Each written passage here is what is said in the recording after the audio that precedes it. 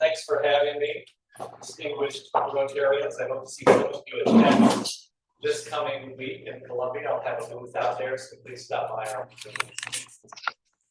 yes, we enjoy coming out. We get some really good support from Rotarians and different groups. And then you guys come out to do a work day at camp, which is really fun. We had Jody out just recently and did a tour with some other Rotarians, so that was great. And so I appreciate the opportunity here. Jody, give me the side eye if I go a little long, okay? I'm not sure how much time I have. I'll see a proverbial. Yeah, we got plenty of time. Okay, I have a 3-minute video, but I just wanted to say that we're grateful for any past support and all past support and any future support that you give. My name is Mike Clayton. I'm Director of Fund Development and Communications for Wonderland Camp. I spent 36 years in the field of broadcasting here and abroad, and I retired 2 years ago and came on full-time for the camp as their communications director and also their fundraiser for the camp. So basically, I tell people about the camp, and then I ask them for money. We're a very large 501c3 nonprofit camp for people with disabilities. We're located at Lake of the Ozarks, specifically in Rocky Mount. We were founded in 1969 by Charles Miller, who had a son with a disability. Charles was an executive with General Electric. He was also a lieutenant colonel in the Army, and he believed that people with disabilities had the same rights as people that did not have a disability. So he saw kids going to camp, and he had a son who had a disability, was never able to go to a camp. And so he founded Wonderland Camp. We bought 500 acres. We operate the camp on about 125 of those acres. The rest of it, we roll into a foundation, so it's protected from any development in that region. And it's a highly developed area. We're on the water. We have a lakefront, a large fishing dock. We have boating.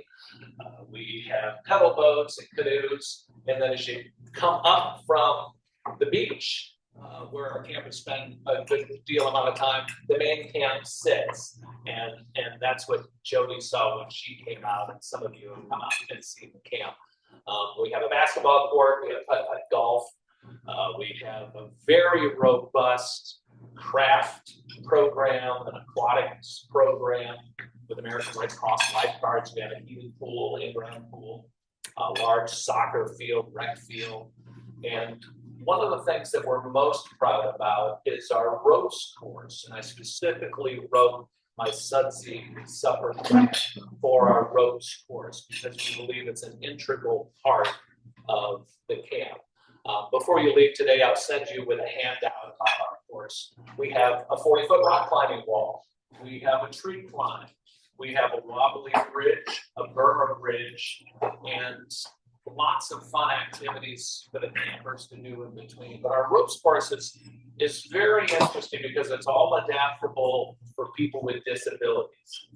So if you are in a wheelchair, for instance, you can climb our 40-foot rock climbing wall. We have a specific device that we can put you in, and we can hoist you on the back side of the rock climbing wall, give you that sensation.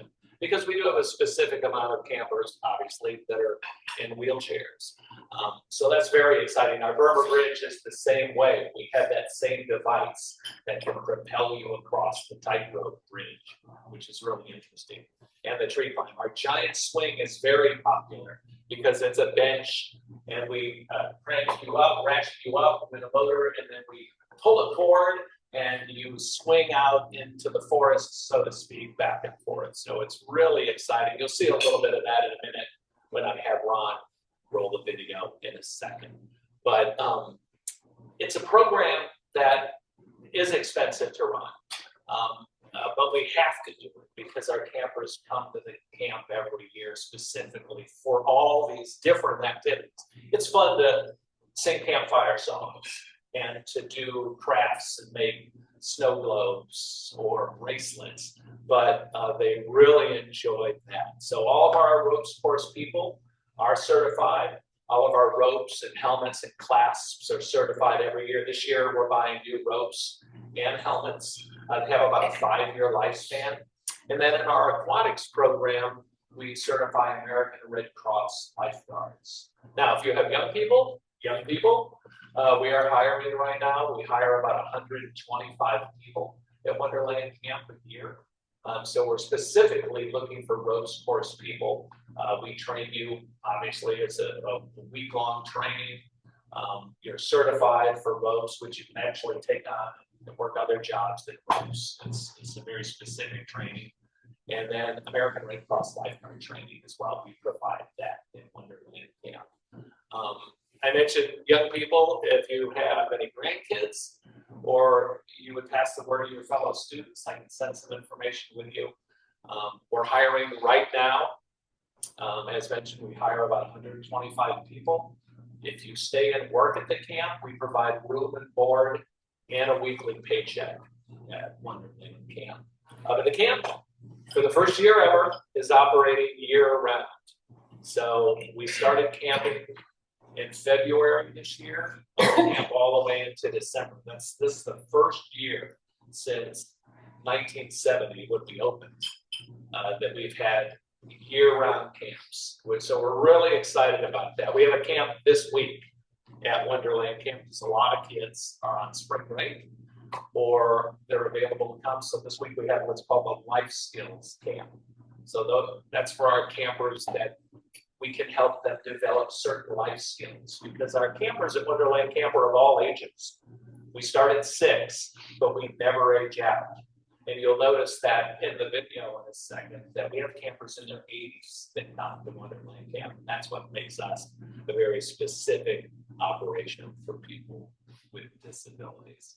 Ron, if you wouldn't mind, this video is a work in progress, I should say. It was filmed in July. You'll notice Christmas decorations, but this is a what we call a Christmas in July. Let's see if I'll keep talking. Yeah, you just have to talk. Yeah, go ahead. So there's the pirate ship that comes to camp every week. At Wonderland Camp, we have Jolly Rogers come out every single week and give our campers a pirate ship ride. That's the entrance to the camp here. I'll let Ron keep filming if we have to go back and replay some things. It's a very short video. That's Jill Wilkie, our executive director. She's the granddaughter of the founder of the camp. That's me. Yes, I look very exhausted and hot because it was 105 degrees that day that we were doing our filming at Wonderland Camp. Quit sharing it. Yeah, go ahead and do what you got to do, and it's no big deal, Ron, if you can't play it. I can, but that gives you a little idea if we do get this going. Yeah, no, that's fine. That's totally fine. I'll pass out some information about our ropes course here while he's doing that, and maybe I can answer a few questions too from you. While Ron fiddles with that, does anybody have any questions about Wonderland Camp or what we do? How many papers do you see? Thanks so much. By the way, as many of you know, Ashley is with CONC. We have a weekly carnival at Wonderland Camp, but we look for volunteers to come out and work our carnival for our campers. And CONC comes out at least once a year. Got your business full. Yeah, I took the share. So we had 17, last year we had 1,700 campers that came to Wonderland Camp. And that's throughout the year. We also feature a Mama's Weekend. It's a camp just for mothers with kids with disabilities because part of our mission is respite for the caregiver. So we know how difficult it is to care for somebody, or could be difficult to care for somebody with a disability. So respite is very important. And a nurturing work environment for young people is our third mission at camp. So an enriching experience for our campers, respite for the caregiver, in a nurturing work environment for young people. Because predominantly even though I'm in my 60s, we get people that come to work at Wonderland Camp that are 18 and up. They're mostly college students that come to. The summer, quite a few teachers that come and work for the summer camp. This is weird. The joke was when I was a Just kid, technology. teachers went on to paint houses in the summer. Well, they don't do that anymore. They drive Ubers and everything else. But we get quite a few people that come to camp in the summer that are teachers too. So yeah. So good question. About 1,700 campers. This year we hope to have about 1,800 campers to come to Wonderland Camp. What other questions can you guys think of? Mike, can you talk a little bit about like the Rotary Row Yeah. area Yeah, and that's kind of great. some of that history? Yeah, so Jody got to see that when she came to camp. We've had support over the years from various Rotaries across not only the lake area, but abroad. And so there's a whole section of camp. It starts right at the zip line. There's a chapel here, there's a zip line, and then there's Rotary Way. And so the BB gun range is on the left, the zip line, then we got a whole series of outdoor games, amusement parks, something you'd see in a city park, swings and different things. And then we have a big sandbox, and we have outdoor checkers and chess. Then we have a large section of outdoor musical instruments out there that our campers can play. We call that area Rotary Way, that butts up against our rec field there, and where we have our gun tank and everything for the tournament. So it just shows some of the support that we've had from local Rotaries over the years. So it's pretty exciting. It was kind of neat photo op when Jody was out there to see the impact that Rotary has made. The JCs helped develop the camp back in 1969. Army National Guard came, they cleared the property and allowed us to have a place for a helicopter to land in case we ever have the evac, our campers. And they cleared some areas for cabins, but largely the area is very wooded. Missouri is home to the largest oak forest in the United States, and I think the world. And boy, we have a lot of trees. Yeah.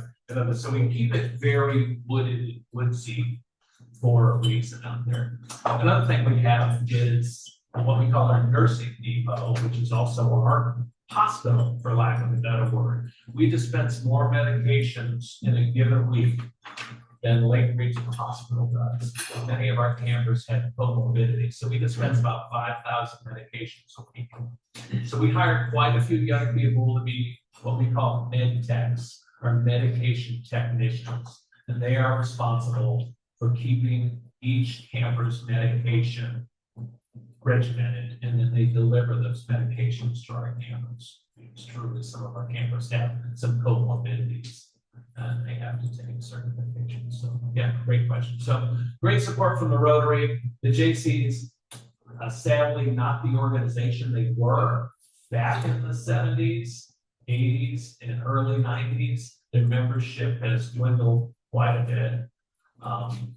Rotary has really stepped up over the past probably 15 years to fill that void that the JCs, frankly started, back in the early 70s. So we're really grateful. Yeah, well, I know in Kansas City when I was active in my clubs, we were active with a group called Club 13, which was the 13th Rotary Club in the nation. Right. And we did opening day at the Royals newspaper. We would get donations on opening day at the stoplights and stuff, and all that went to a camp similar to yours. I can't remember the name of that camp, but yeah, I mean, there are plenty of camps, Christian camps, there's Jewish camps in this area. We're the only camp in this specific area that serves people with disabilities. But if you travel farther south in the state of Missouri, there is another camp. We pride ourselves on being what we think is the camp that offers the most activities for our campers. And the longevity of our camp is unmatched you know, we found it. So what made you decide to do from your previous career in broadcasting to, I'm gonna go down and promote the Wonderland Camp and Lake of the Ozarks. Well, in broadcasting, one of our mandates is to serve the public interest. And so I would have, I have a lot of people on my show from the community, but I would have Wonderland Camp guests on my show about once a year. They would talk about the fundraising activities. So I always admired what they did. And then about 8 years ago, I started volunteering for the camp, and then I started working part-time for the camp. And as I told, I think it's you, I told earlier, my wife told me to pick one job because I was never at home, and she was like, we could either get divorced or you could just do one thing. So I listened to her, and I retired from broadcasting 2 years ago. And the 2 weeks later, the camp offered me a full-time job. They created a position for me, so it's really nice. So now we have 9 full-time people at the camp. We have a large dining hall where we serve up to 600 meals a day at the camp. In just the past couple of weeks, I think Jody saw it, we opened our new welcome center in camp where we bring parents and guests first. You know, they're maybe reluctant about sending their kids to camp, etc.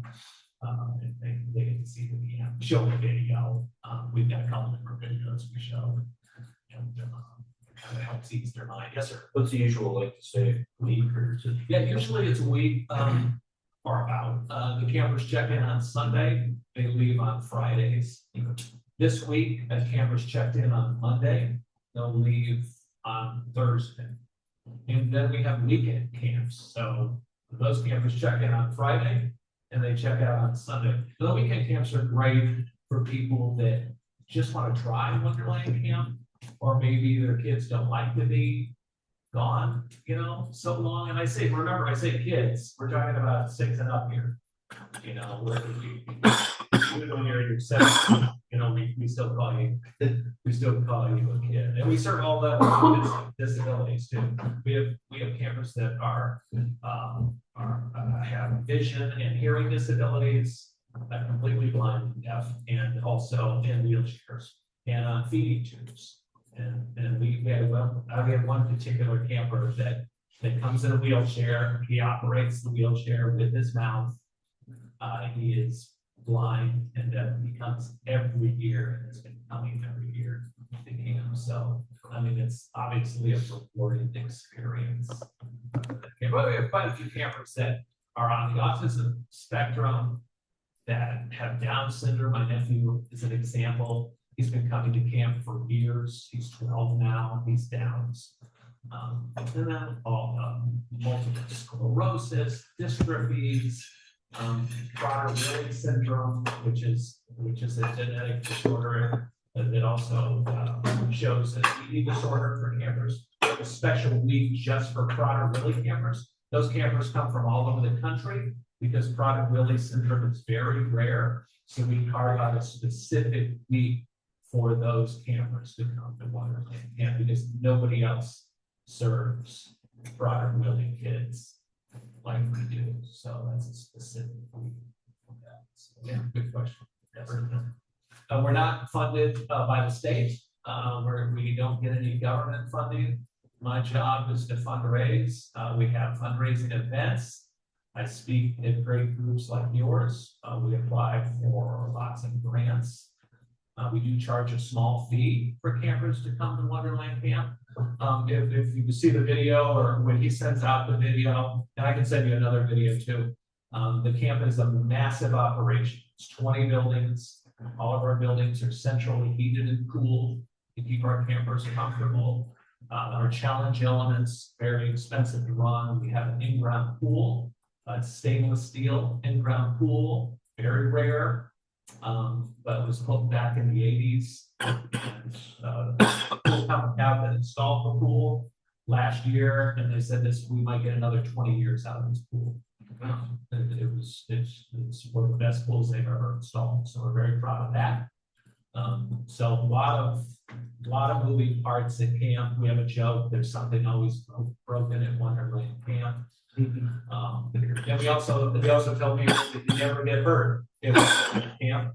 We tell that to the staff because our insurance rates are so high. I mean, if you can imagine our liability and everything, so.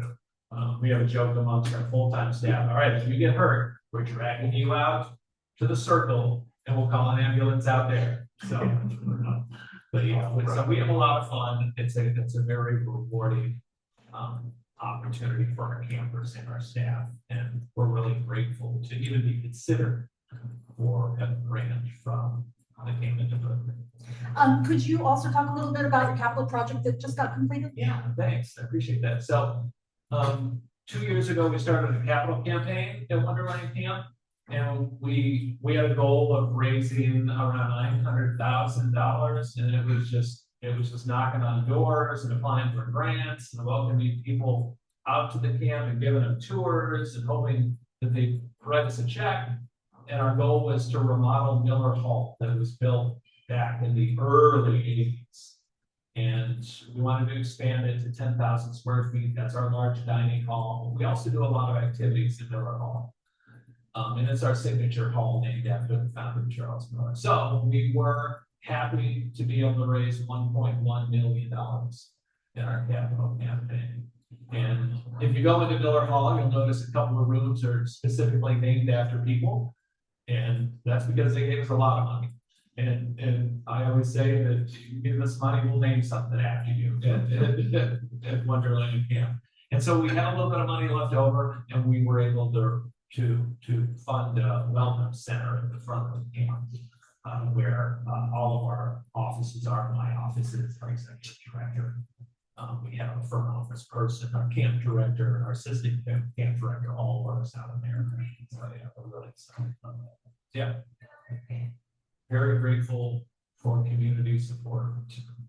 So, Any other questions? questions? All right, thank you, Mike, so much for coming. Do the photo op with me. Yay.